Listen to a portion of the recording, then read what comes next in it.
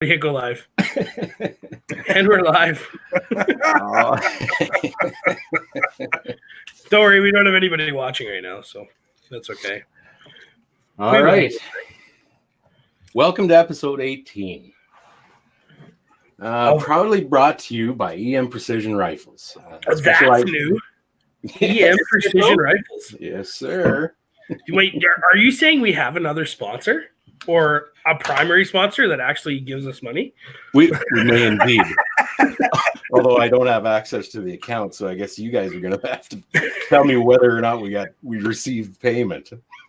Well, I paid the bill yesterday, so excellent. We're good to go. Sweet. All right, cool. EM Precision Rifles, specializing in custom precision long-range and extended long-range rifles, offering all services in-house, including machining, Cerakoting, and custom laser engraving. No need to source components yourself. EM Precision offers preferred pricing through many vendors, carrying every component required to get that dog barking. Barking does. You can find Shane and Steve on their website at emprifles.ca, as well as on Facebook and Instagram as EM Precision Rifles, sorry. There you go. Was that EMPR or EM Precision Rifles or no, EMP Rifles? Or? On Facebook and Instagram, they're EM Precision Rifles. Okay. Their website is emprifles.ca. Cool. They're a sponsor as well on Gun Owners of Canada, are they not? I believe they have a dealer subform there or something. Yes, I believe they do too. I haven't been on that forum in quite a while now. I know they do have a close association with them. How involved they are, just then I don't know. Steve. Don't cash the check yet. Payment for my kidney hasn't cleared yet. That's hilarious. Too late. It's already on the visa. How am I sounding, guys? Is this too loud? No, you're good, man. Yeah. Good. Okay, good. We didn't just spend 15 minutes fucking with it for no reason. So you're pretty good. Well, we barely got results anyway. Nice. Who are we? Well, I am Sean. I am an equipment service professional, the provincial coordinator for the CCFR, Regina Fishing Game League director, and lover of all things boom.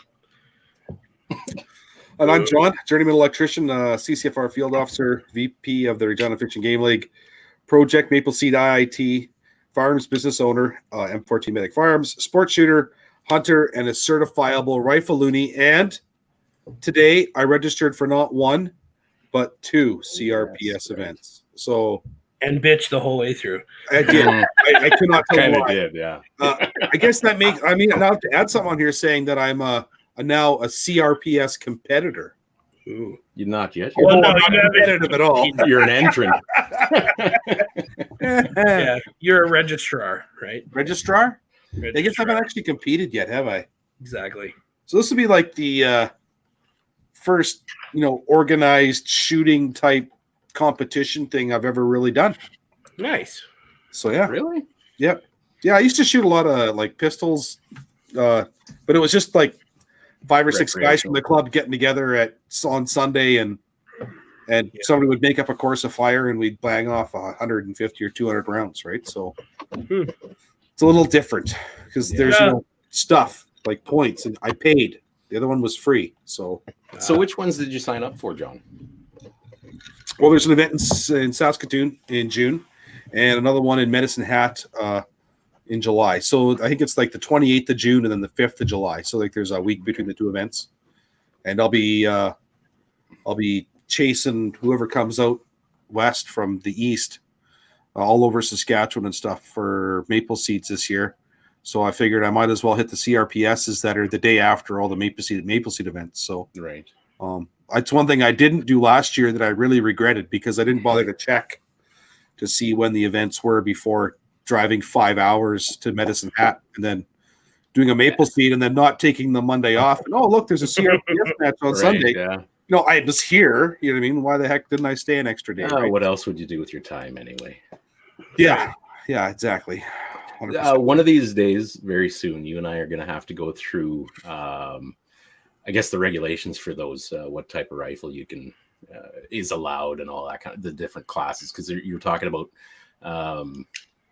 was it an open class and a factory class and an open class? There's a production division and an open division.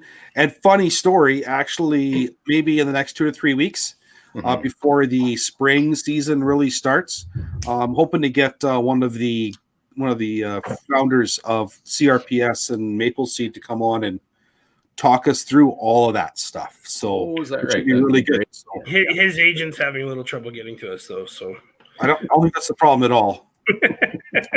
because I'm lazy and I'm really bad at replying to email and stuff. We got 2 more intros to go. Yes. Rooster, who the hell are you? Who? Me? Yeah, Rooster. Who are you? Sorry. Kurt, Rooster. Kind of cut out with that shitty mic that you have. All right. Fired. Shots fired. I'm Rooster. I work in construction management. I'm an aspiring CCFR field officer. If someone would just give me that call. Second shot fired. I'm a hunter when time permits, a long-range precision rifle junkie, and I spend a lot of time at the loading bench developing creative excuses for poor field performance. I have a whole fucking handbook. Well, nice. Well, no, it's Kurt. Everyone upgraded their mics except for me. So if I sound like shit, that's why. Actually, you sound pretty good. You actually do sound pretty good. Yeah. Thanks, guys. We also can't see half your face in the video because the microphone's in the way. Well, you kept saying my voice sounded like shit without the pop filter, so here we go. Yeah. There you are. So you do sound a lot better though. Just thanks, man. Down just a little bit. No. Show that glorious chin. Heidi ho, neighbor. Yeah, Wilson or Winston, whatever. Oh my goodness. Hey, we have a guest on. I'm going to introduce him right now because he's going to add to our shit, I hope. Who are you, guest? Obviously on the ball. He's definitely guest. Right, my name's Wess Stevens. Go on. You got Who are? Yeah, you're good, man. Shoot. hello? We're listening. Hello. We can hear you. Just because you're under the All right. witness protection program doesn't mean you have to be shy here. Yeah, I'm right here. Go ahead, caller. There's much of a delay, but my internet might suck right. Oh, brutal. We might have to kick you off the air. You want me to keep going or what? Yeah, tell us who you are. Yeah, that's no problem. Wow, there is a delay. Holy crap. Is the delay that bad? Yeah, it's pretty bad. It's like 5 seconds. Are you on dial-up or what? Yeah, no kidding. He's in Stoughton.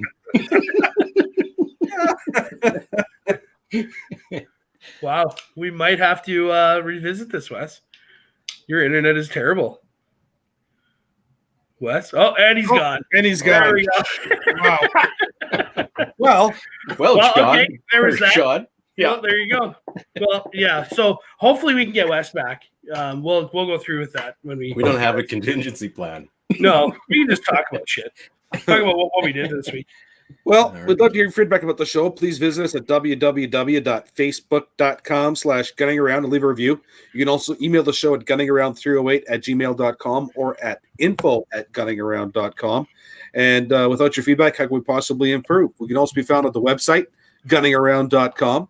And I do believe we're on the gram. Well, anything else I'm missing there? I'm on the gram. Yeah. I can't believe you changed your name to Gunning Around instead of just making a new account. Yeah, but then that's something else I got to keep track of. Valid. So Yes. Yeah, things are piling up. Yeah. So if you guys want me to push it on there, just let me know and I'll do it. So far, it's just me putting motivational shit. Pretty much. And pictures of that pretty face of yours. Yeah, and that snazzy haircut. By face, you mean this pretty revolver? Well, there's that too. Oh, look at how pretty that is. Look at those grips. That one's got the orange muzzle cap. You on, can't right? do that on YouTube's, man. Well, let them take it off. We're demonetized anyway. No, So, they'll close our account. well, let them close it. We're demonetized. Fuck them. I don't care. I'll just open another one, and then another one, and then another one. It's fine. Oh my goodness. Because you don't have enough stuff to do already. Oh, Yeah, exactly. Tell me about it. You already said where we can find the pod? No, we didn't, did we? yeah. Facebook, YouTube, the website. Yeah. Apple, Google Play, Stitchers, Stuff and Stuff. We did that. Yeah. Okay. Yeah. Well, we are on the ball tonight, gents. This is awesome. I'll take this over. We partake in the consumption of adult beverages. Hint, hint. During recording during the show, what are we drinking? I will start. I'm doing Rainier Mountain Fresh. Love this shit. Good stuff. And then I got some of this. Ugh. John, I got to get you your bottle, but I'm going to be sipping on this tonight. Yeah, what's too. up? Oh, yeah. Well, it's not like fuck we were- Kurt, I guess, right? Yeah. Does Kurt doesn't get a bottle? Oh yeah, that's right. We'll just put it in one of the jars we got left over. And Yeah. So if anybody wants to send us anything to test, sample, and review, send it to Rooster, not these other two jokers. Fucking teammates. We are pretty awesome that way. well, I think we got something in the mail, or have we got that going yet? We got one guy sending us something. We're not going to say who yet. Maybe. Until we get it, because he has to follow through. Yes, we're holding you accountable. I may or may not have told him that I would send him a shipping label, and he said sure. And then I don't know where to send a shipping label, let alone what the address it's coming from is, because that matters, right? We should probably get together and talk about that sort of stuff. Yeah. Probably. Yeah. We'll I may have that information. Yeah. There you go. Sean's drinking the White Lightning. Yep. I'm on the 40 Creek and brand name cola. Brand name this time. Wow. Look at you.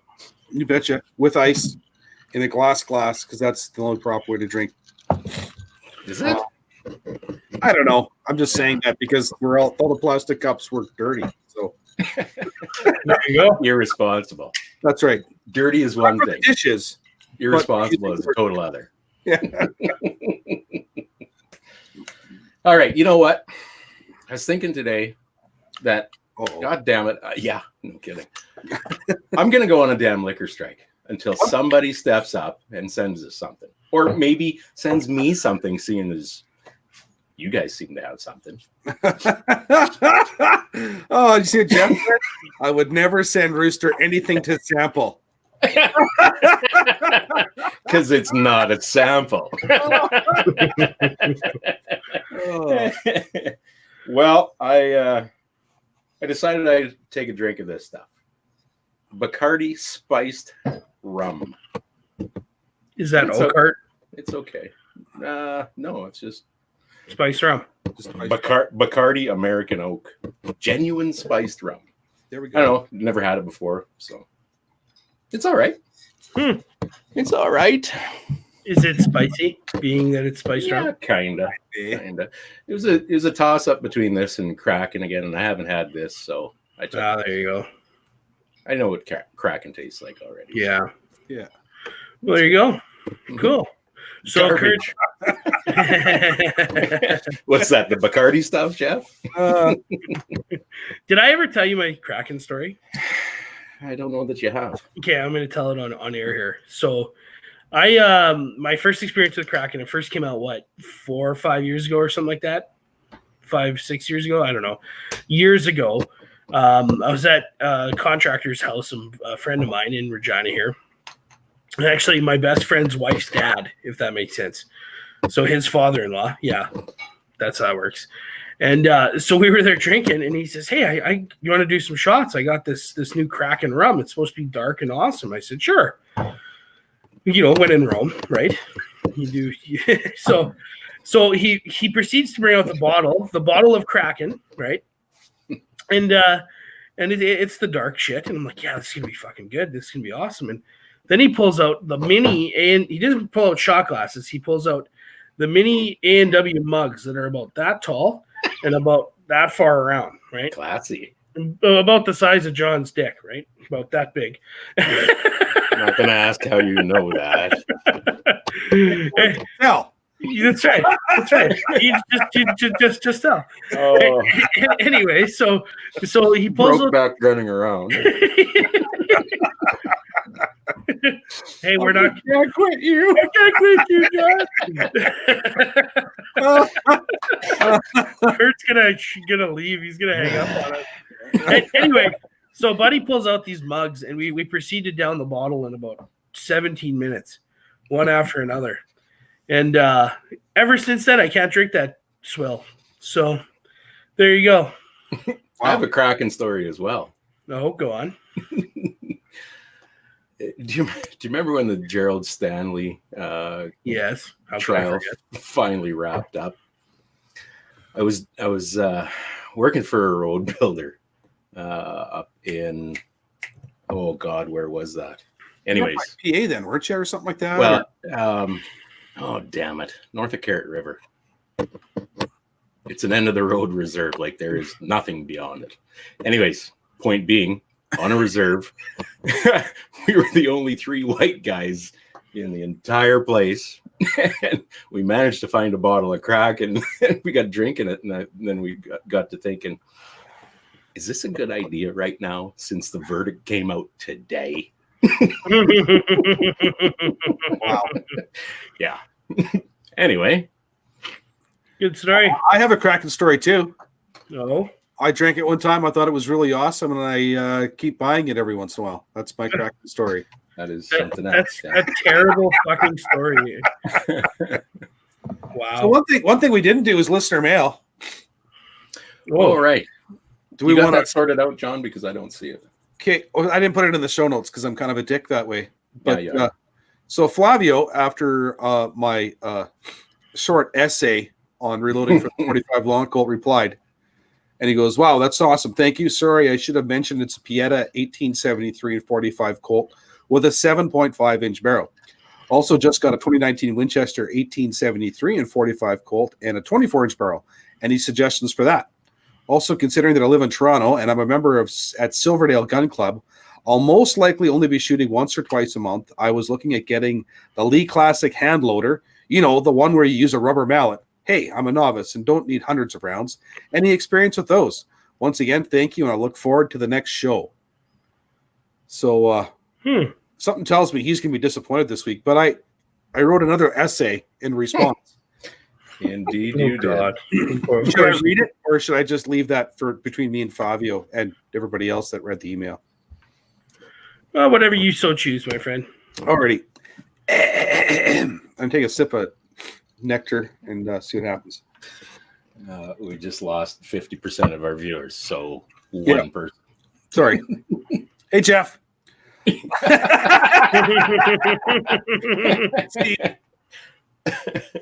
Both of your firearms in the level 2 pressure loads. I will attach a picture of the page from Pet Loads. That was the load data you're looking for. So I sent him a picture of the level 2 load class from Ken Walter's Pet Loads. When it comes to equipment, there is definitely a cry once element that cannot be ignored. There is also a lot of too much of a good thing element to know as well. I know about the hand loader you're talking about. My first foray into reloading 410 shot shells was with one of those units.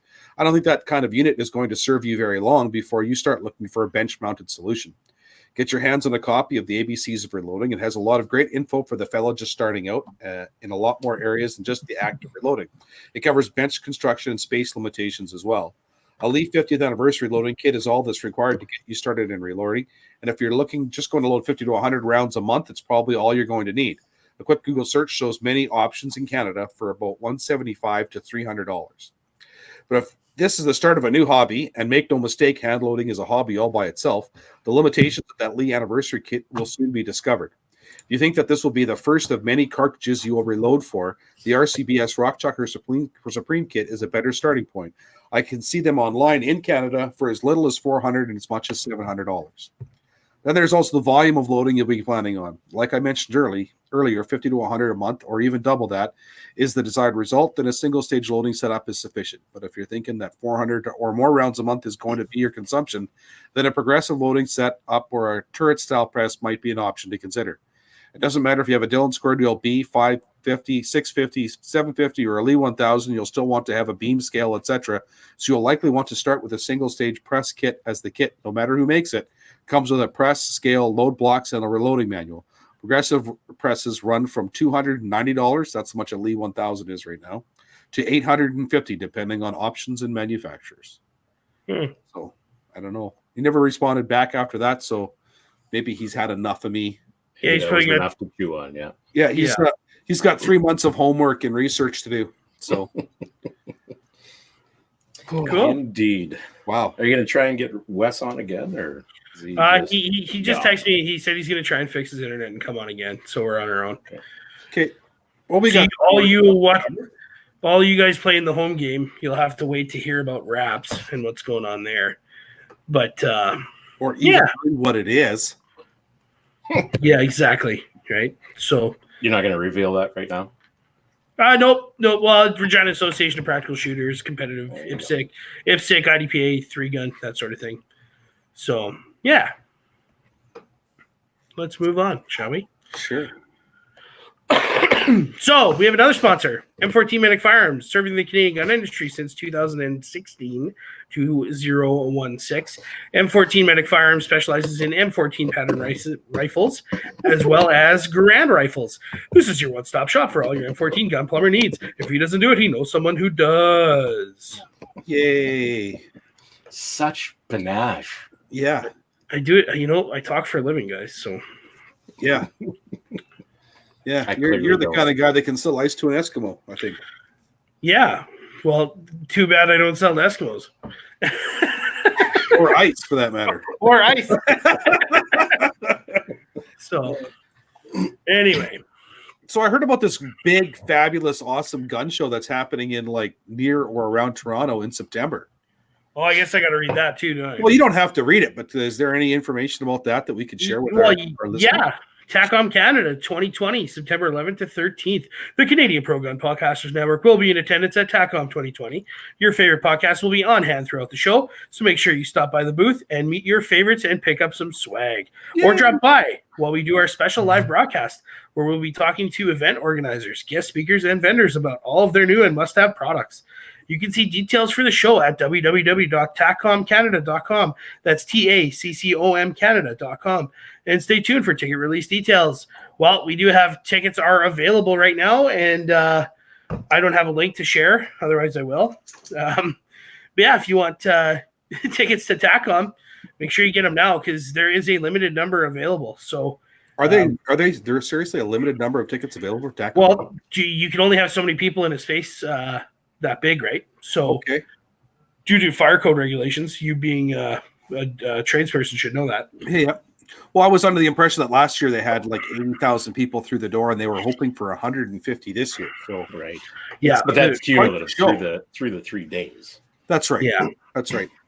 So we're going to be there. We're going to be bringing some swag. We're going to be doing some live streaming and that for you guys who cannot be there. But yeah, come on by, check us out. Yeah, it'll be a good time. Sweet. We might even have an after party, a GA gunning around after party somewhere. I don't know yet. We'll find out. Non-sanctioned, of course. Yes. Yeah. Completely off the books. Right? That's right. So that's right. But other podcasters what's that? Our accountant will know about it after the fact. So we're going to give them yeah. Oh God, yeah. You submitted a bar tab for what? It wasn't a bar tab. It was a liquor store till receipt. That's right. Let's be clear. We can't afford a bar tab. Yeah. Well, we got that EM precision stacks going on right now. So I'm kidding. Just about paid for something. Yeah, just about. No, shout out to those guys for helping us out. That was awesome. Right. So, that was absolutely Get started here for sure. You bet. So other podcasts that'll be there. We got Canadian Patriot Podcast, Canadian Prepper Podcast, Slamfire Radio, the CCFR Podcast, obviously. New Shooter Canada, I think. Yeah. The Foggy Boys. Who else? What else am I missing? I can't remember. A bunch of us will be there. So I can probably look that up, but I'm just not really feeling interning right now. You're good, man. Don't worry about it. Yeah. So all that stuff in the show notes too, I suppose. We could. Yeah, that'd be too easy, right? Yeah. Yeah, exactly. So yeah, check us out. Check out Tack On. You can buy tickets on their website and on other websites. We have a link that we can share, and if you buy the link through the website if you buy the tickets through that link, you'll be helping out the show. So I'll be sure to share that when we're done here. So yeah. So we did have a main topic, but because he has shitty Regina internet, we're kind of stuck here. So what did you guys do this week? And guys, Well, John, you go first. well, on Monday night, I took my my newest assembly of parts for my 1022.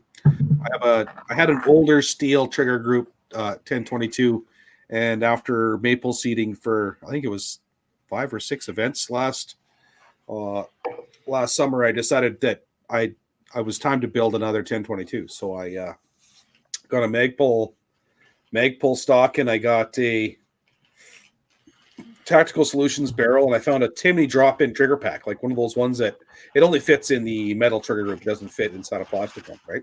Okay. So if you know anything about ARs, the ARs have a cartridge-style trigger, like a Trigger Tech or something like that, where it's the whole trigger with everything just drops right into the housing, and that's what this trigger is like. But it's a Timney. So I've had it out to the range a couple times in the past. I put a Vortex Diamondback 4-16 by 44 with an EBR2 milliradian scope on top of it, and I was thinking about trying that out this year a little bit more seriously, a little further out. So on Monday night, I went down to the club, and I had 11 different kinds of 22 long rifle ammo, and I found 4 of those types shot under, I don't know, one ragged hole under 3/8 of an inch. What was your favorite? Well, it's hard to say because other than the holes being a different shape, they were all relatively close to the same size. So I decided that what I would do is take those 4 kinds of ammo, take them to the outdoor range, and actually put them on paper at 100 and see which one gave the best velocity, the lowest extreme spreads and stuff like that on and see where it prints on paper and see which one's going to give me the most consistent result, and then go from there. Because what you're really looking for is your extreme spread to be very low and your standard deviation to be very low as well, and then as well as accurate, so that when you start dialing up in like a game like CRPS or something like that, where you're dialing out to 300 or I think 350 in some cases, it'll work out for you. Hey, Gavin, thanks for listening. Anyways, a buddy of mine from work just chimed in on the chat. That's awesome. Sweet. So yeah, like that's what I did on Monday, and then I registered for those 2 CRPS shoots. The maple seeds haven't been released yet, those dates, but I'm assuming it'll be the same as last year, where you have one followed by the other 2 days back to back at the same facility kind of thing. So I registered for the 2 events that are what I would consider within driving distance of where I am. Like 5 hours, 6 hours is about as far as I'd want to go. But I'm also planning on attending another shoot in March in Edmonton. That'll be I think it'll be a maple seed as opposed to anything else, but I haven't got firm confirmation on that yet. But so yeah, I've been playing with my 22s lately. And then, of course, there's always the stuff a guy does in the shop for the business side of things, right? Yeah. I haven't been burning the candle at both ends lately, but I have been kind of slogging through. I'm working on January orders now. So if you sent me a firearm in December and you haven't got it back yet, you need to email me, because that means that Canada Post lost it. That inspires confidence. If you send me a rifle in January, then and I haven't contacted you yet, I will be contacting you soon to let you know what your machine looks like. Now, where can they email you? I'm 14medic at sastel.net, or if you want to contact me at the show, it's john@gunningaround.com. You bet. Awesome. Kurt, what did you get up to? 6 5 by 47 test loads. I did Oh, show us. These Ooh, shiny. and these. Ooh. Oh, So I loaded up, and don't laugh, Shane, if you're listening. I'm so sorry. where did you get that rifle, Kurt? I got it. The kind folks at EM Precision Rifles.ca spun that up for me. Beautiful, beautiful men that they are. Yep. Let's Can I not show go it? too far. Well, They're hey, pretty, but you don't know them like I do.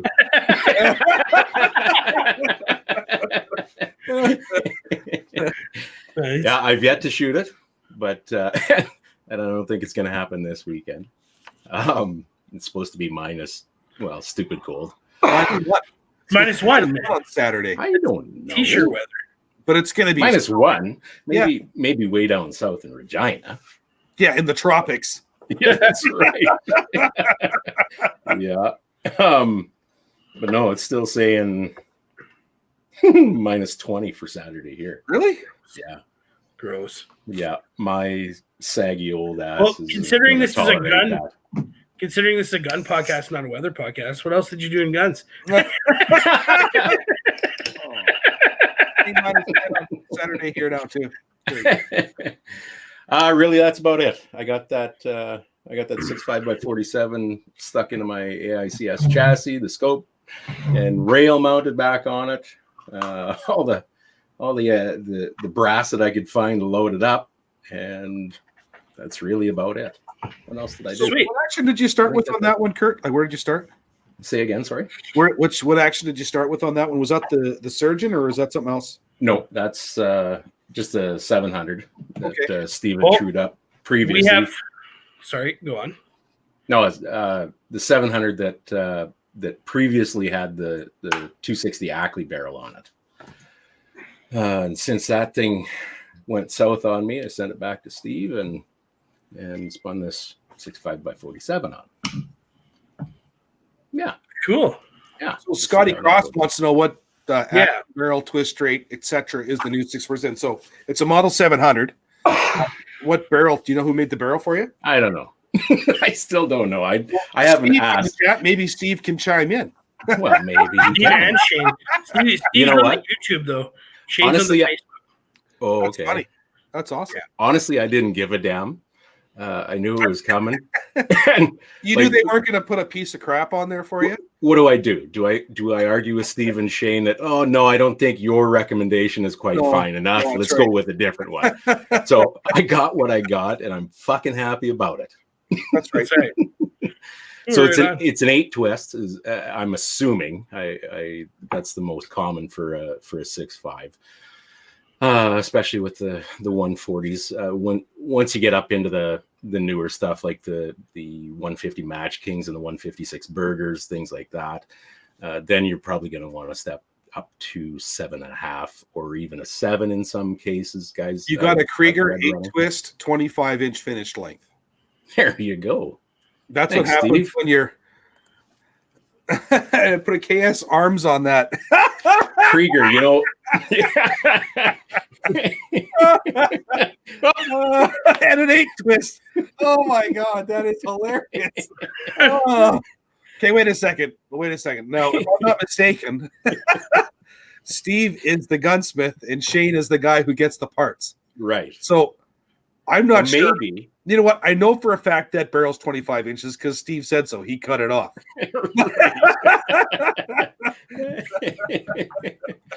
Whatever. It looks fucking great, and I'm Go with sure it's Steve going to on shoot. So.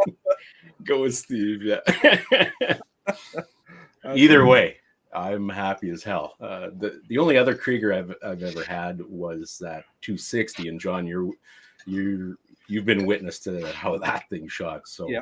I have no doubt that this one will do quite a fine job too. Oh, that's a nice. That's a hefty pour. You got to go a little more. I don't think so. Nice. Well, I've got a couple of Kriegers, and I'm very happy with them. I'm also very happy with the IBIs. So I have a heart that doesn't shoot with a crap, so that kind of disappoints me a little bit, considering that was the first one I ever had done on a barrel swap on a bolt action rifle, and very disappointed with that one. But that's neither here nor there. You'll be happy with the Krieger. Yes, Cool. I have no doubt. Steve says, tell the story. Oh, you guys are assholes. I don't even know if you two guys know this yet. Okay, So, now you have to tell us. I'm pretty sure I was aware, but go on. I feel a bit like a dog's ass on this, but I have some very good friends other than you guys. What? You cheating on us? No. Listen. My 260 Ackley took a dump on me, and which really sucked. And it took a dump in a hurry. And I probably stretched it 300 rounds past where I should have stopped, just because, I mean, that was really my only good rifle for the discipline that I wanted to shoot in. I fucked around, different charges, different seating depth, all that kind of stuff. And then I finally got a hold of a bore scope, and that sucker had chunks missing out of it, still 18 and a half inches down the barrel. Oh, wow.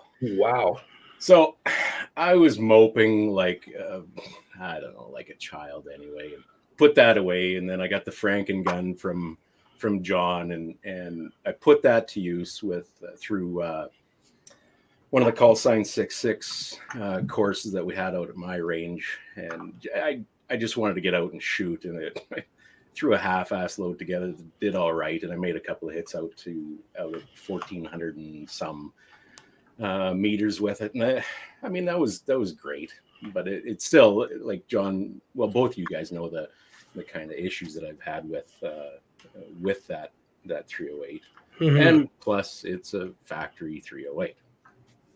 So my good buddy Jens, Standard is what you're saying then, because it's a factory tube and it's just not as good as it could have been. I didn't hear the first part of that, John. Because it was a factory tube, it's obviously not as good as it could have been. Well, certainly. You fucking son of a bitch. But anyways, go on. Well, listen, once you've driven fine cars, that's right. to go back to the old Dodge Dakota again, it's just not the same. That Maserati sure was nice. That's great. So, my good buddy Jens took pity on me. He said, "Here, give me that action. I'm going to send a rifle off to Steve here right away. Anyways, we're going to throw that thing out there at him, and maybe he'll find something that, a takeoff barrel or something. We'll do something with it. And you keep shooting that 308 dual, whatever the hell you're doing with it, and it'll all be all right." And he patted my head a couple of times and smacked my ass, and away I went. Yep. And lo and behold, this fucking thing shows up, and I'm ecstatic because Steve tells me that, oh yeah, he spun this yarn that there's some guy, F-class shooter, that tried a 260 or a 6.5 Creedmoor for a while, put 100 rounds through it, and decided he wanted to go a different way, and he didn't want the barrel anymore. I'm like, fuck, perfect, awesome. Put it on. That's the one for Daddy. I am not too proud, but make it something else, not a 6.5 Creedmoor. All right.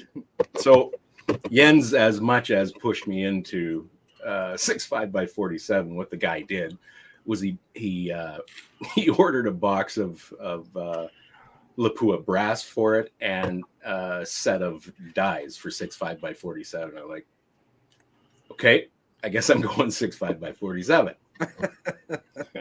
So comes a couple of weeks ago, and Steve tells me, "Did Jens tell you yet?" I'm like, "What the fuck are you talking about?"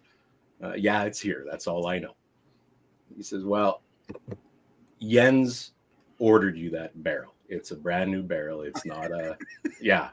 Oh, God. So my fucking buddy bought me a barrel. That's a better buddy than a buddy who gives you a 308 for nothing. Well, honestly. Yeah. Well, yes. Yes. So they both took pity on me because in light of recent events in the last several years, I don't have a whole lot of disposable income, and so Steve donated his time. Wow. Bless his heart, absolutely. And Jens bought me the barrel, and yeah, the rest is history. Now I've got this thing that I've got to work up. So I hope, Steve, you asked me to tell the story. I hope you don't get a whole bunch of other requests. Hey, charity guy. Yeah, free work. Here you go. Right. Now, however, I am indebted, and not only morally, I'm obligated to do full reviews of load workup and equipment, which I, believe me, have no problem whatsoever doing. I'm looking forward to the whole thing. Nice. Yeah, absolutely. Just about makes me tear up. Just about. Yeah. Cool. Well, does anyone give a fuck what I did? Sure. Why don't you tell us? Kinda. You know what? Screw you guys. I'm going home. I am home. This is going to work. Anyway. That's right. Finally. I'm finally home. Fabulous looking mirror in the background. I'm assuming your wife picked the decor in that room. She picked the decor in every room. Did she finally take it off the ceiling? No, that one's still there with the spinning bed, the heart-shaped bed. Valentine's Day is tomorrow. Oh, is that the rifle, Kurt? Are we allowed to do this? Yeah, sure. Why not? So, There, branded. EM Precision. Yes, Cool. sir. ooh, that is some fine laser engraving. Yeah, Mhm. that's pretty. Yeah. I like the stock on it too. Yeah, it tests a fella's strength, that's for sure. What is it? A Macmillan? No, that's No. an AICS. Ooh. Funny story. I never even held an AICS until I met Kurt, and I always thought that was a way overpriced piece of garbage. I couldn't understand it.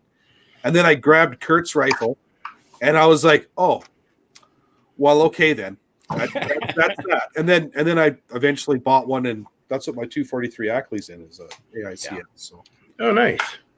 They're good and steady chassis for sure. Yeah. You honestly have to man up a little bit to shoot it anywhere off the bench or off the deck. prone isn't bad. Prone isn't bad. Well, that's what I'm getting at. Okay, yeah. Off the deck. Shooting off a knee isn't so bad either, but when you're trying to handle that sucker over several rounds, shooting offhand, Oh, it's a bit of a task for sure. Like that barrel in action weighs, what the hell was it? About 9 pounds, I think. 8 3/4, 9 pounds, something like that, according to my fish scale anyway. And the whole bloody thing. It's a lying scale because it's a fish scale. You're right. The whole bloody thing, I think, weighs it's over 16 pounds at least, anyways. I think. Wow. Of course, with that Bushnell scope, that she's beefy. That thing's a cattle beater. That thing. Yeah. Yeah. Well, right on. Well, this week, Sean, come on, tell us.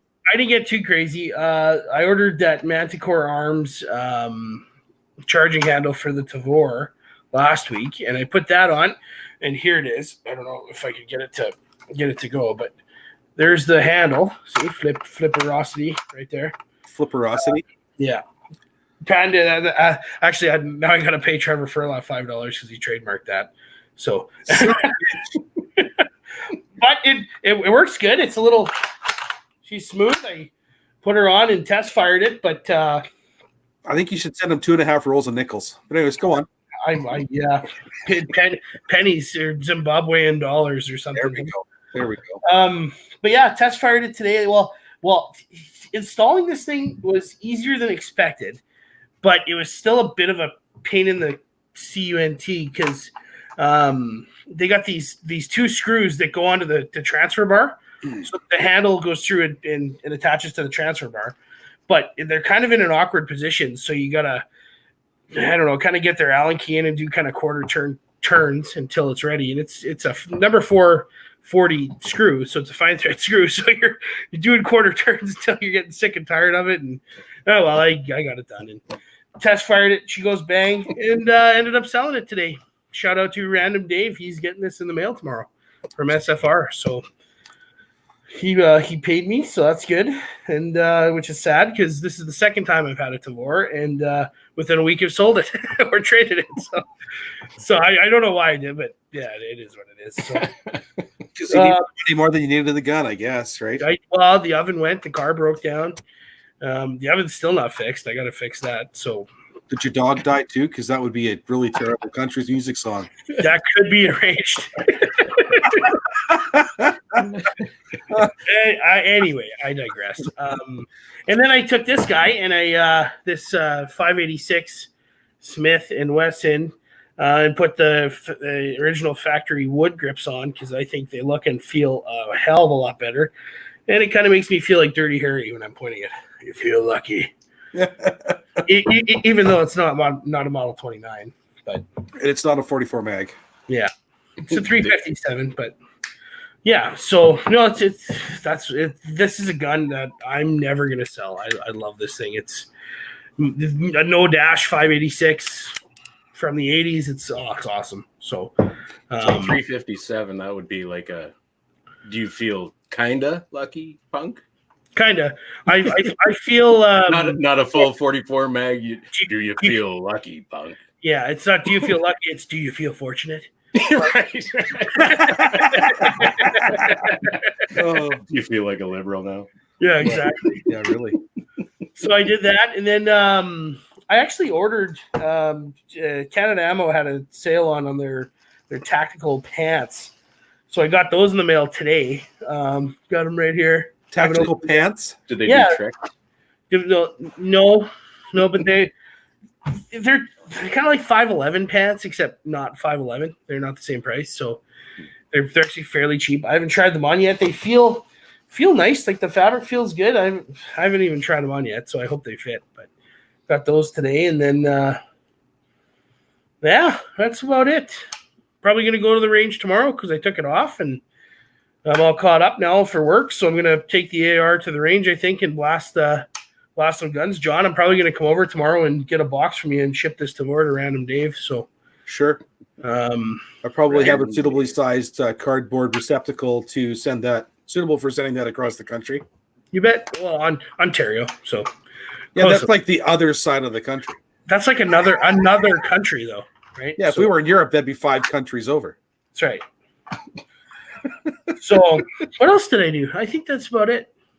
So fun times. Yeah. Willie just joined us. Willie Darren. Yeah. I had a 357 in the 80s and regret selling it. Good for you to hang on to it. Well, I didn't hang on to it. I just picked it up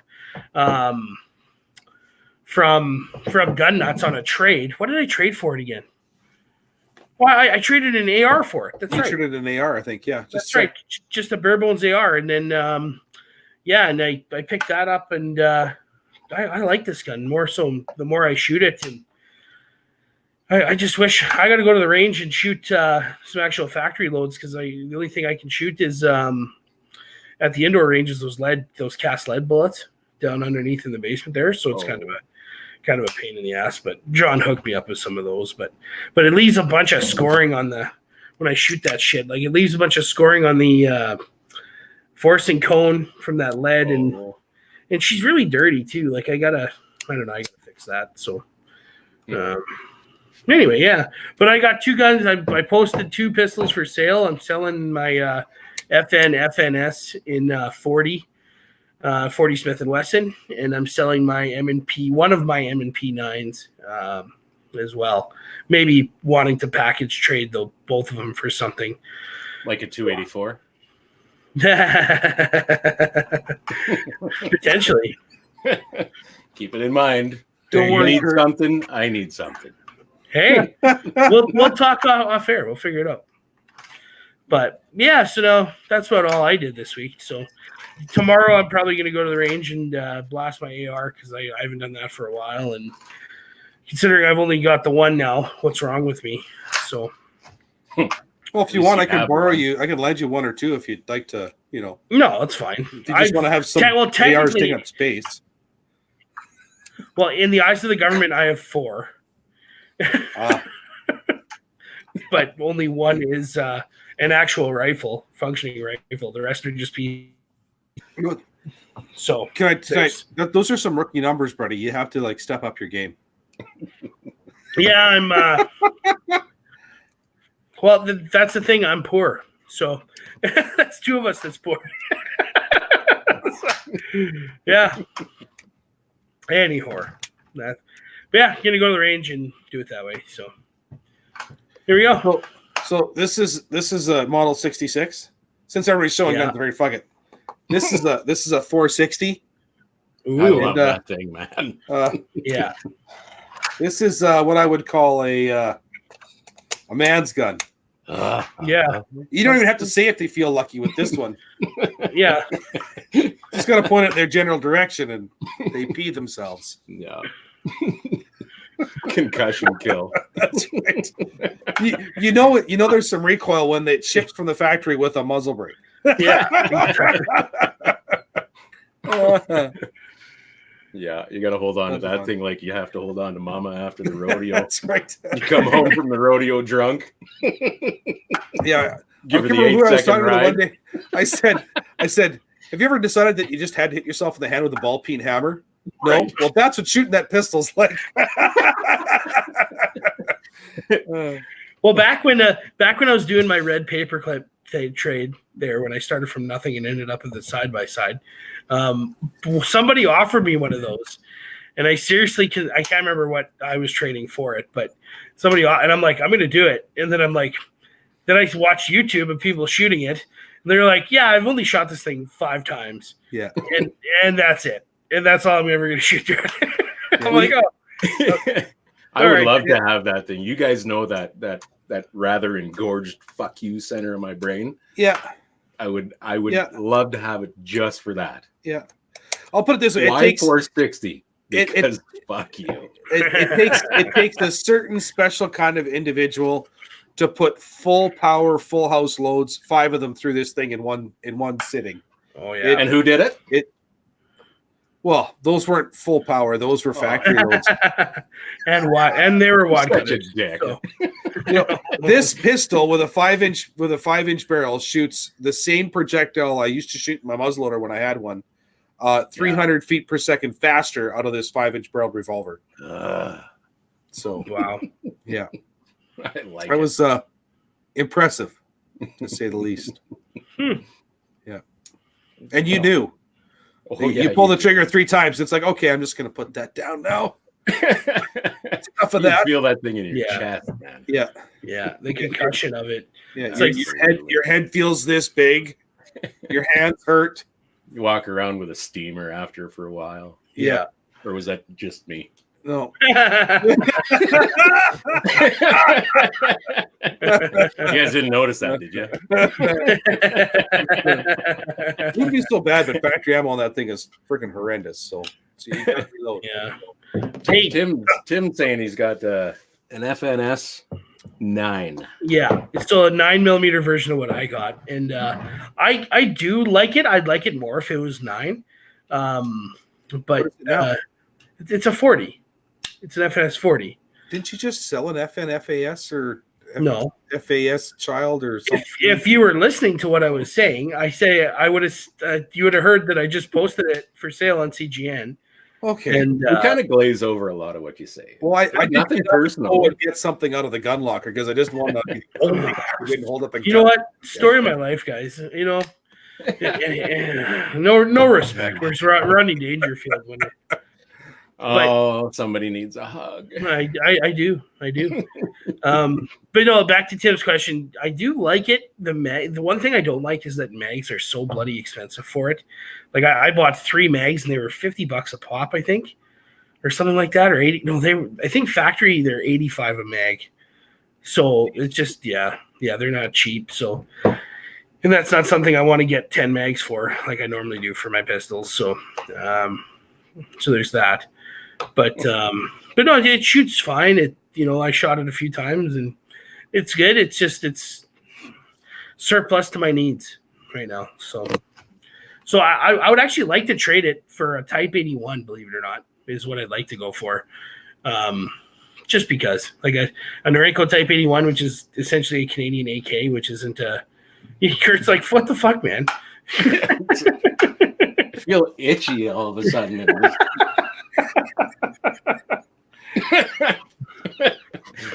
Carry on. Willie was asking, or he was saying, I was out your way last summer as IIT with Project Maple Seed. Oh, that's Darren, not Willie Darren. That's Darren O, I believe, right? Oh, I don't know. I prefer Willie. Right? Dude, he was on Facebook. I think we'd have a different picture, which would be more familiar. Yeah, it's YouTube. So, Darren, if that's you, just give us the thumbs up. If you were the guy with John's boy. Yeah.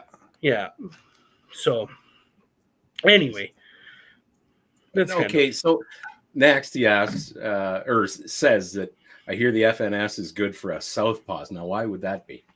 No, I wouldn't see why. There's certain firearms that are better for southpaws because you can switch the mag release and stuff like that. But yeah, it's fully like certain polymer frame guns are fully ambidextrous, like the M&P, and the FNS. You can swap the mag release side to side. Sometimes they eject a little higher through the where it's like straight up instead of to the side. Okay. Right. Like for example, like the Tavor is fully ambidextrous because you can modify the ejection port. Right, where's my camera? You modify the ejection port from this side, and then switch it over here. I'll just flip it around. Couple screws there, boom, boom, bango, bango, you're good. And then same with this, the charging handle. You just remove that side pick rail, and then just swap it over, right? Yeah, but you also have to change the bolt though, so that I was going to say, right? Yeah, right. How do you manage that? Correct. But it is just a simple pin swap. Why they can't make a bolt that you could like turn 180 degrees to have it eject the other way? Yeah, I don't know. Even today when I did those mag dumps, like I did a couple Beowulf mag dumps, and the way the shell ejector here, I'll kind of for those playing the home game, the shell ejector right here, because it comes out the projector, the brass casing comes out and smacks into this, and essentially shoots straight forward. So. Like John, the deflector, not the ejector. Or the deflector, brass deflector, right? Right. Well, you have to remember that chamber is right by your face. So if you're shooting it left-handed, it's true. It's designed to kind of throw them forward as opposed to the rifle straight out the side. Because if you're a lefty shooting it, you're going to get a precisely. Yeah, and when I did my mag dumps, what I was concerned about with this, since we're on the topic, was these holes on the side. For the gas, speed holes. Exactly. Speed holes. Those are lightning cuts, Curtis. Apologies. You know what, man? You space gun shooters. That's pretty much what it is. It's a space gun. But I was concerned about gas smacking my face doing, Beowulf mag dumps, so 10 to 15 rounds, right? And I did my Beowulf mag dump, and I didn't even notice it. It was good. So yeah, fun times. Awesome possum. What else we got going on? I got my BFM coin today. Completely not firearms related whatsoever. BFM. You guys are aware of what the chive is. Yeah. Yeah. Well, they had a thing out saying that they made 100 special Canadian BFM coins, which is Bill fucking Murray, right? Oh, so if you signed up for a year subscription, you got and you were in Canada, you got a free BFM Canadian only coin. So I got my coin today in the mail. So big news. Groundhog Day. Yeah, that's a good show. It was, yeah. Zombieland. Yep. Yeah. He died though. Ghostbusters. He didn't die in that one. That was fun. We are really struggling for content. Let's go on to the news here, John. What's the petition at now? Oh well, let me Why don't you guys talk about something while I intern that? Intern that. It's right there in the show notes.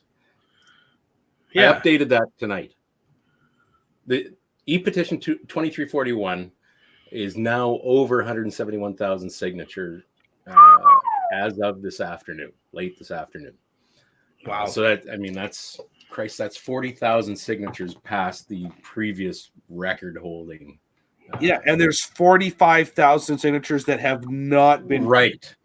Yeah. So here's another reminder, folks, that if you haven't signed the petition, get to it.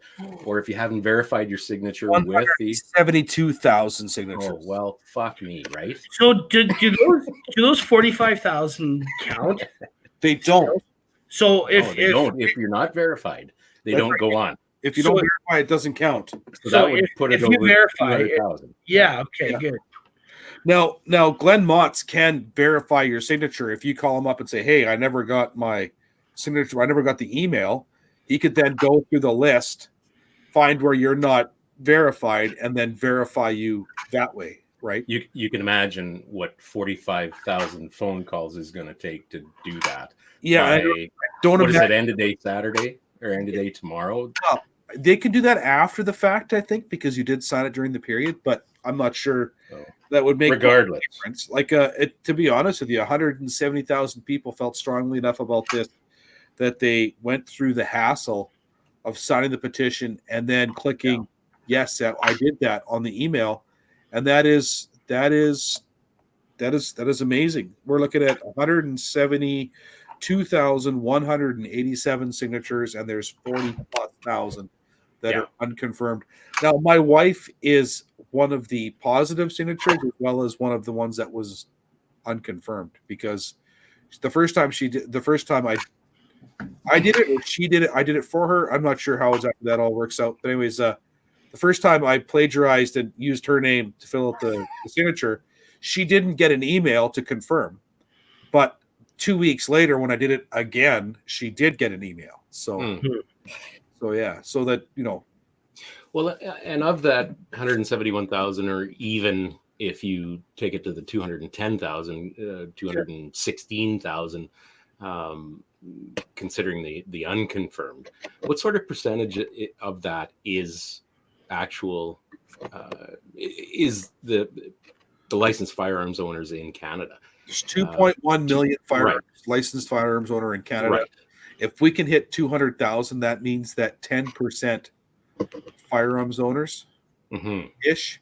Yeah. But there's people that apparently have signed this petition that aren't firearms owners, right? So, yeah.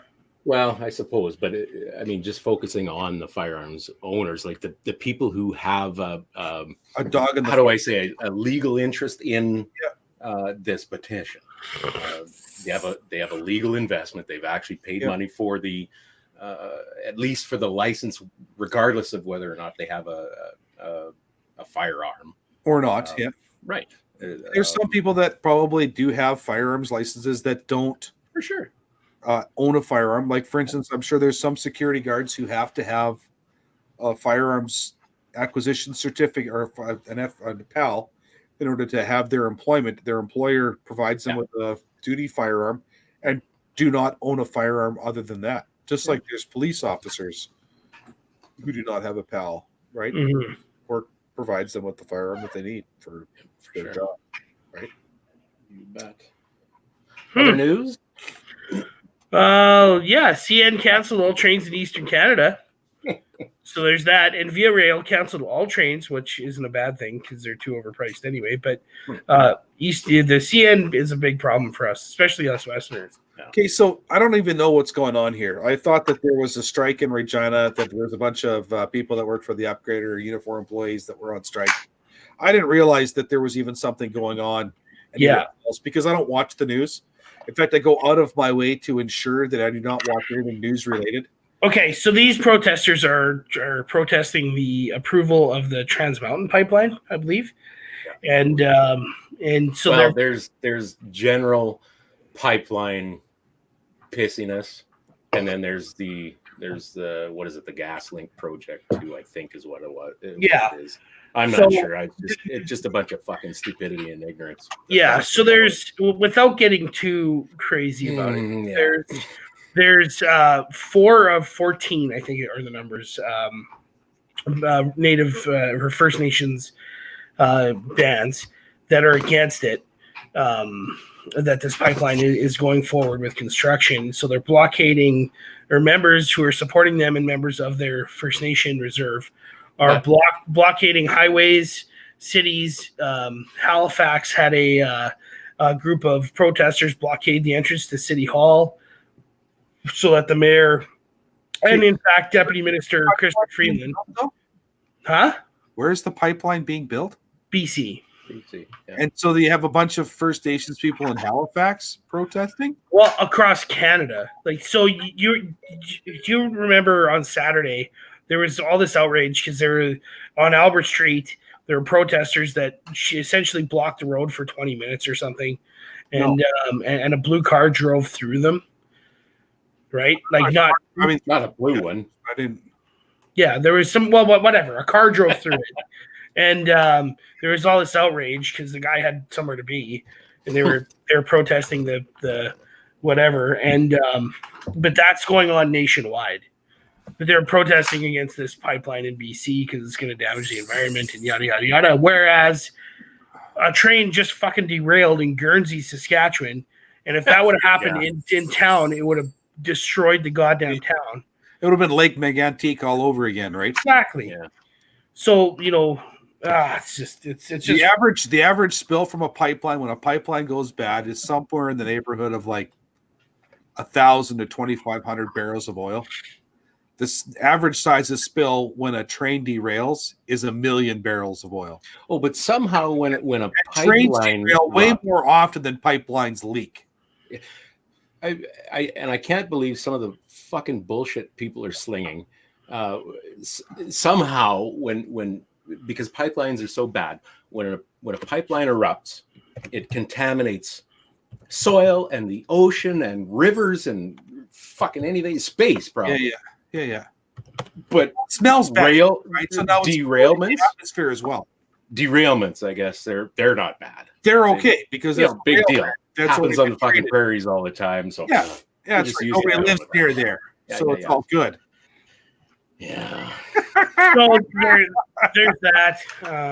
Oh god. And there was a protest in Saskatoon on 22nd and Idlewild where like less than 100 people, I think, showed up. It was hundreds of protesters. All 100 of the anti-pipeline people in Saskatoon showed up. It's a city of 300,000 people, and 100 people care enough to put on their jacket. And exactly 7 of them have a fucking job. Oh, true. and that they had to stick around for that afternoon. Well, you know what? I would be very shocked if 7 of them had a job, but that's neither here nor there. That's so insensitive, John. I can't say that out loud. Sorry. Unreal. Daniel Hurt says pipeline protests are nuts right now. Major streets, highways, and Port of Vancouver is blocked. I haven't looked too much into that port. That I knew there was a port that was shut down, but I haven't seen too much of it, and I haven't gone digging. So I'm just they're blocking entry to the port, and I know a lot of our lentils and that sort of thing go out to the Port of Vancouver from Saskatchewan and Alberta. Well, they're transported by rail to the ports and blah blah blah, right? Yeah, but they're blocking access. Yeah, it's ridiculous. A very interesting video on YouTube, so it's got to be 100% factual. Otherwise, YouTube wouldn't let it be up, right? I think in Vancouver, they probably took a big long stick with a big old fucking bag of weed on it and went to, what is that famous street in Vancouver there, downtown there? Hey, we need you over at the port here. Yeah. Well, if it's Vancouver, it's not weed, it's heroin. And it's, yeah. That's what I'm getting. That's when they grow the weed, they export. They don't. Yeah, that's right. They don't smoke it. They dabble in the harder shit, right? So, because I know all that shit. Well, I actually watched a very interesting video on YouTube, and it was about how the Rockefeller Foundation and a few other large companies or nonprofit groups that are funded by large companies that have big financial interest in U.S.-based oil companies are the ones funding the protest groups in Western Canada to keep us from putting a pipeline to the shore, because they can actually pay something like 20 or 30% or 40% under market value for our crude oil because we don't have a port to take it. Yeah, we willingly just fucking give it away. And according to Willie here, the BC bands are for it, but a bunch of protesters have jammed the works.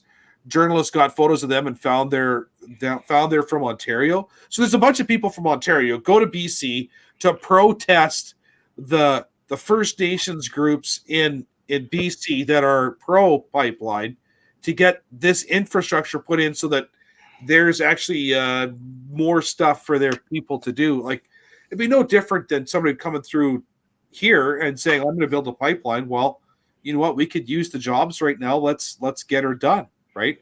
You know what? They dismiss all that shit, yet they're such fucking humanitarians that people need to live. So we need to stop destroying this earth. Yeah. Great. Yeah. You know what? Shut the fucking taps off. Yeah. Shut it all off. Yeah. And man, I'm telling you, I am all for it. Because like we have talked about before, we know fucking well who would survive. Yeah. And the three of us, and I'm sure everybody and that's pretty much it, because Sean and I are too fat to fucking move. Well, regardless, you guys would come to my place, and then we'd all be fine. That's right. Guaranteed.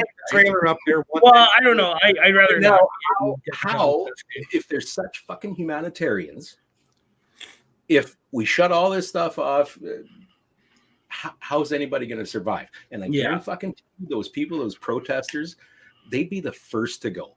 And the activists, that fucking broad that I just want to tear up, that I shouldn't really even get into. So goddamn stupid and privileged, yet squawks like a I don't know what. But anyway. A deep breath. Yeah. She would be one of the first. What? Ooh. You mean there's no Starbucks in our new world? Yeah. Where am I going to get my pumpkin spice latte? Or my caramel macchiato? Well, not even that. How the hell do you survive when all you know is going to Sobeys and 7-Eleven and Tim Hortons or whatever, right? Yeah. That's all you know. That's all you're capable of. Doesn't anybody go to Safeway anymore? Yeah. Bring it. Man, let's go. I've been waiting for this for years. Let's go. Oh, Kurt. Yeah, I know. Woo! Now that our Alex Jones rant is over, I think and here ends the Alex Jones segment of the show. Yeah, exactly. Brought to you by fucking aliens. God damn it. I'm telling you. They're turning down to take the frogs gay. They're turning the frogs gay. Yeah.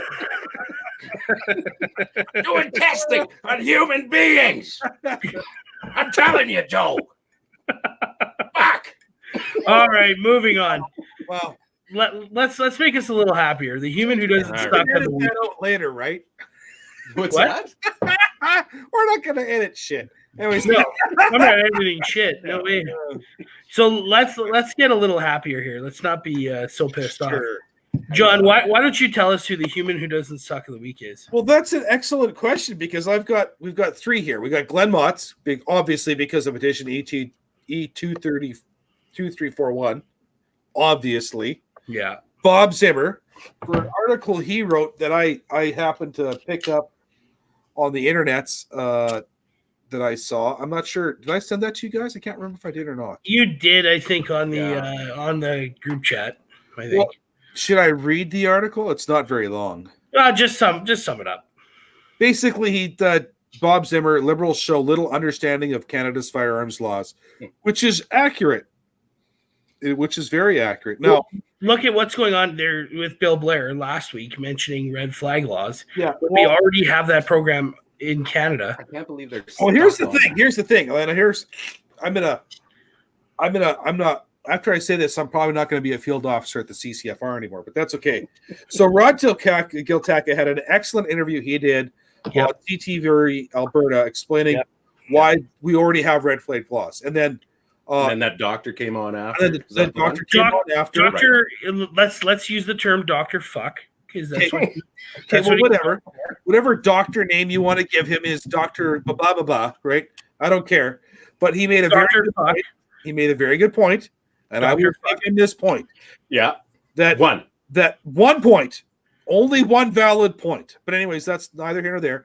But that point was that, and Rod Giltack is also another human being who doesn't suck, because I think that we as firearms owners are lucky to have him as an advocate. He is concise. He's clear spoken. He's articulate. But he did miss the full explanation of his position on that particular subject. That he was also a little bit pressed for time as well. And I think I saw in the video that it was also edited. But Dr. Fuckadoodle, whatever his name is, said that Dr. Fuck does not have the full authority. He can't just call the CFO to say this person is in danger of harming themselves or others. They have to prove it. If there is an element of doctor confidentiality or privacy in that particular instance. But I don't know that we need to rewrite legislation to add red flag laws that we already have in the legislation already. And it does say in the Firearms Act that physicians who feel that their patients are a danger. But he was saying that, well, if this person could become a danger, well, right, that's where you get into that slippery slope. The could part, right? Which is what I have. But, and that's where the anchor privacy, if they're hamstrung by privacy laws and they can't disclose that information by making that phone call to police, well, then maybe they should have something change in their oath of ethics or something like that, or change something in some language in the privacy, whatever. But I don't think it's necessary to amend the firearms laws, because the firearms laws already say it's already there that physicians and doctors and family members, anybody could call the 1-800 number anonymously and say, I think this person's a danger to themselves or somebody else. And it's just, I don't know. And the other thing that doctor was getting at, or he was trying to justify, is that, if we see a person that could pose a danger to others or themselves, while driving, or in a case of domestic abuse or something like that, he gave several examples. But he was making it out to be that those abilities that they have to inform law enforcement or whatever of a potential danger or threat of whatever sort does not somehow apply to firearms owners, which is a bunch of fucking horse shit. Well, then that's the problem. Danger is fucking danger. That's right. Doesn't matter. And I agree. Like, if somebody has ill intent in their heart, it doesn't matter if they're a firearms owner or not. I can find rent a truck. 60 fucking. They're going to mix ammo to hurt somebody in my house. They're going to do something to harm other people, and there's no way you're going to stop that. Now, do doctors maybe need more clearance or ability to phone the authorities when they feel somebody's going to be like that? Well, now I think that's maybe something that doctors should have the ability to do, but I don't think that it needs to be enshrined in firearms legislation. It should be enshrined in the Privacy Act, or that should be put into Health Canada's regulations on blah, blah, blah, blah, blah. Well, how about qualifications and training of a doctor? Fine. They know the anatomy. Shit like that. But are they truly trained, especially the general physician?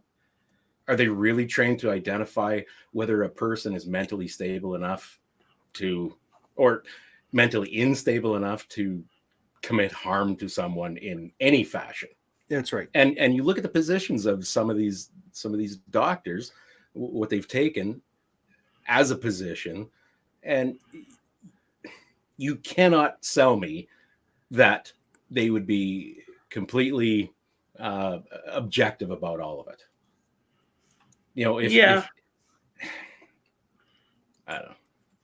And the other thing too is that Rod Giltaca said as well that he got a response from someone that it basically amounted to, how dare you question me? I'm a doctor. Yeah, well, and that's Get this fucked. doctor, right? And then Najma Ahmed, that they won't, the Doctors for Protection from Guns will not debate with us. They won't. And for that exact reason, they know that their position's weak and they're going to lose, because we'll just hammer them with facts. They just got handed $300,000 in funding from Airbnb. Like, it just blows my mind how much money are these doctors spending that, I don't know, could be spent on anything else. Like, who's funding these doctors, right? I know for a fact the CCFR gets $35 from each member that buys a membership, $100 for each business that gets. No, they don't get that. They get donations from other people from time to time and stuff like that.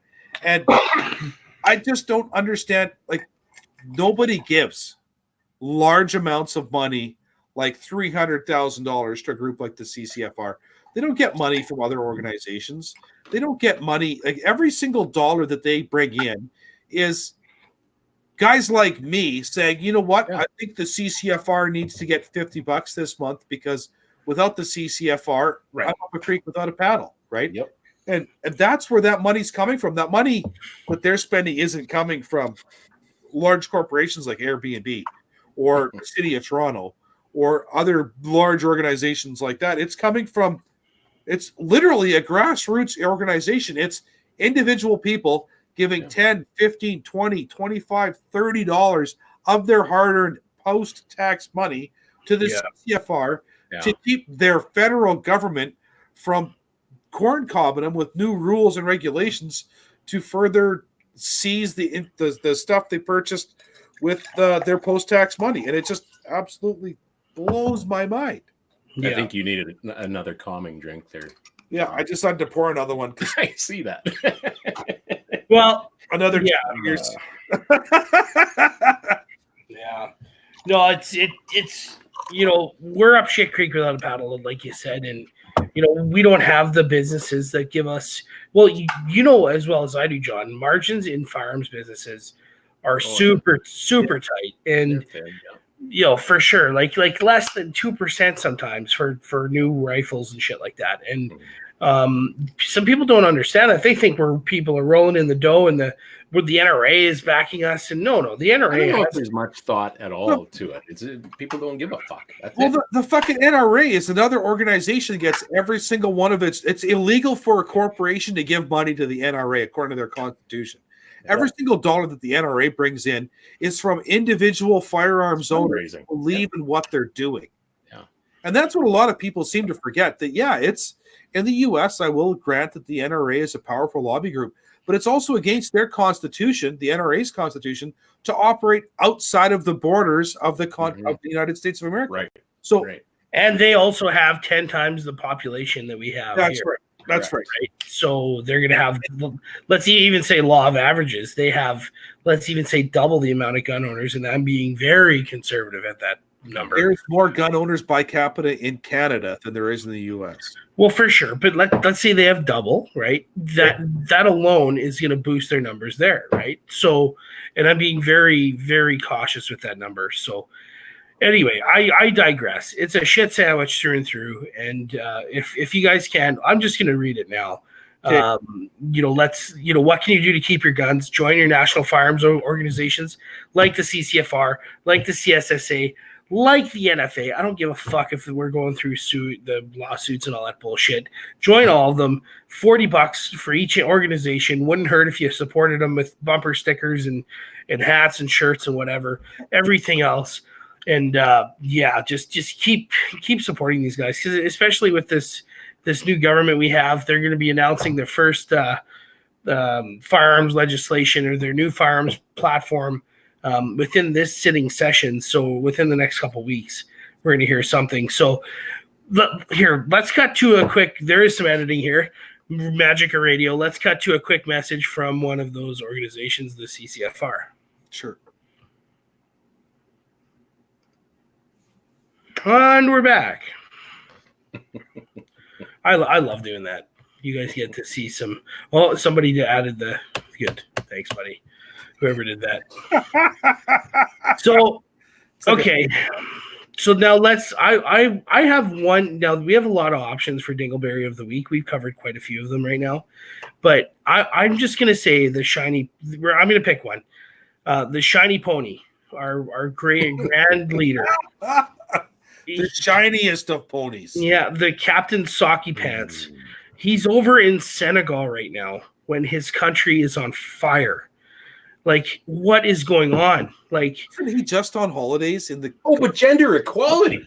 Yeah, but he for nations that don't give Senegal? a fuck about it. Okay, listen to this. He's in Senegal taking a tour of islands that were jump off points for African slaves. Okay, cool, I get it. Yeah. But then he goes to meet with whatever dictators in charge of Senegal, and he was saying that Canada promotes gender equality. They promote whatever LGBTQ rights, and then right after the prime minister from Senegal goes and says, "Yeah, we're never going to have a pride parade in Senegal." Good for him.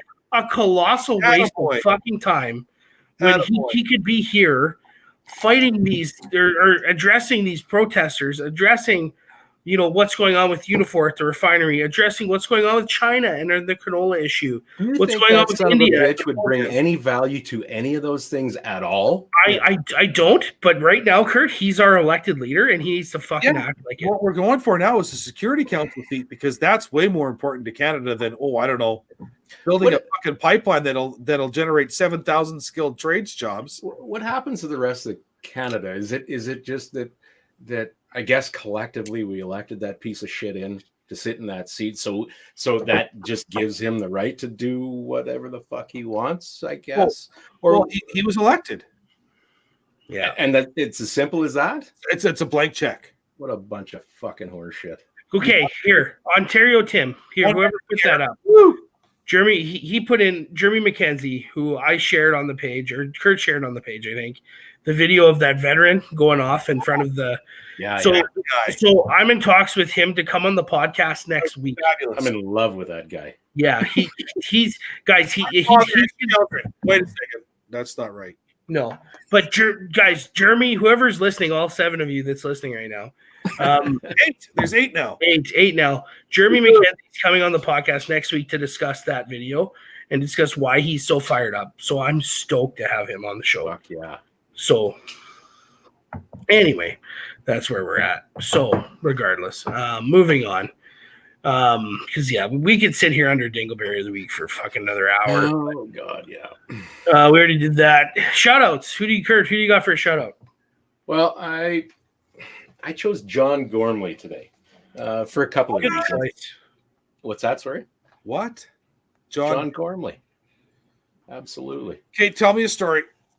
Well, I guess first, so Gormley, and I mean, a lot of people think he's annoying and opinionated and everything. Maybe that's why I like him. Yeah. He had a couple of things.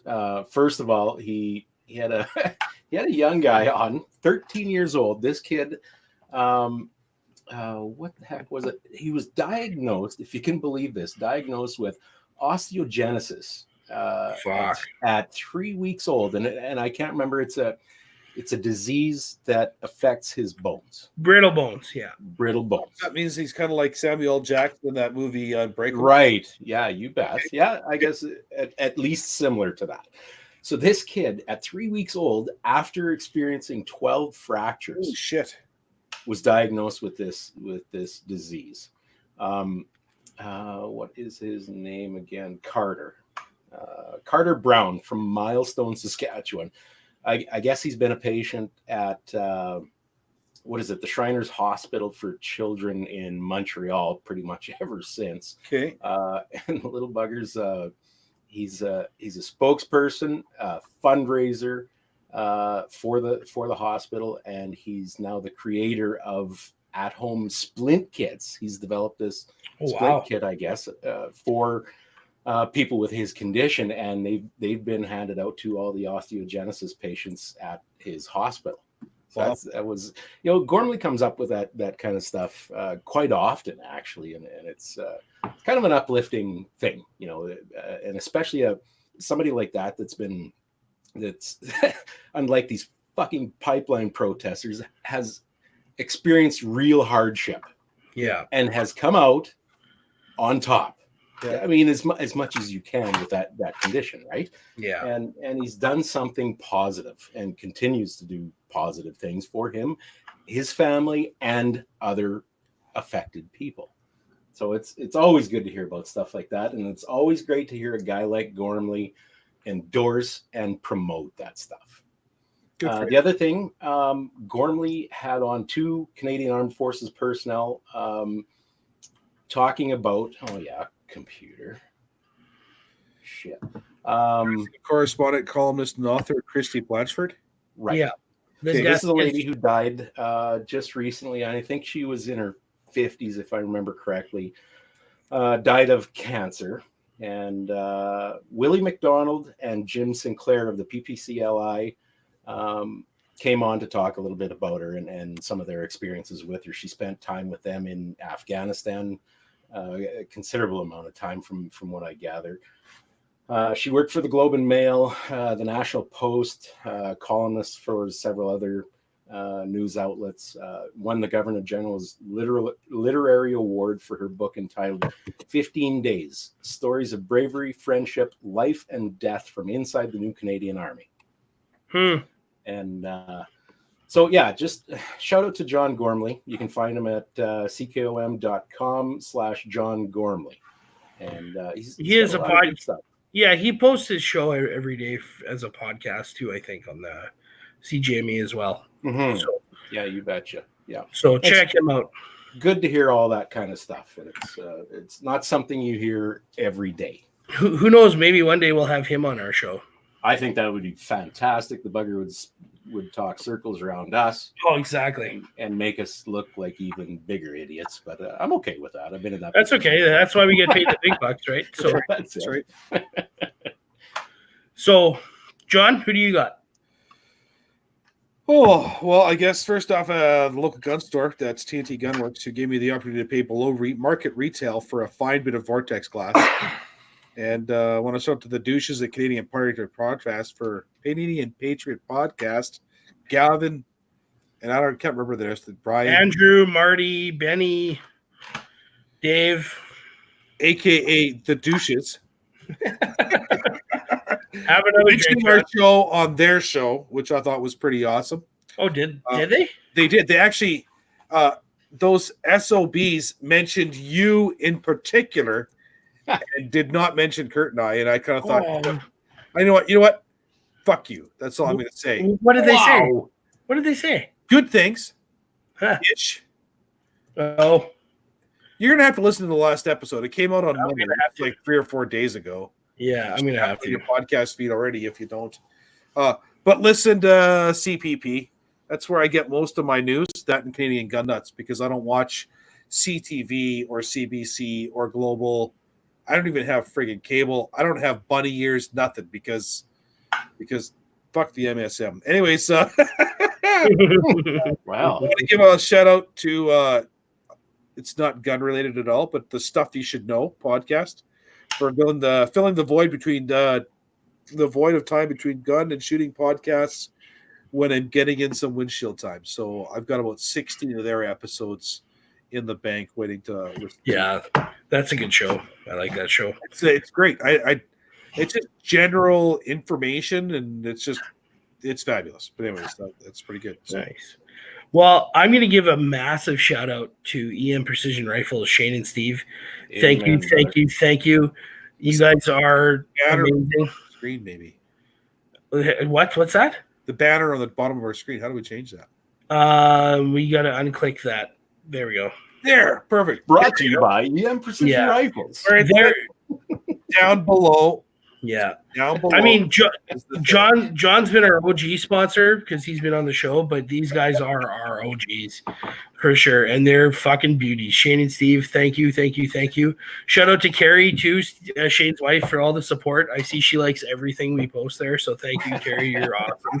I'm sure She likes retards. That her significant other is actually but that's cool. I'll take that. Yeah. That's still Exactly. Perry likes dogs, cats, and handicaps. so we fit all those check all those boxes, don't we? So, but no, shout out to those guys. You know, I can't wait to see where this relationship goes, and you know how we're gonna help each other grow, and you know, and we're gonna give some quality reviews on some sweet PRS rigs, and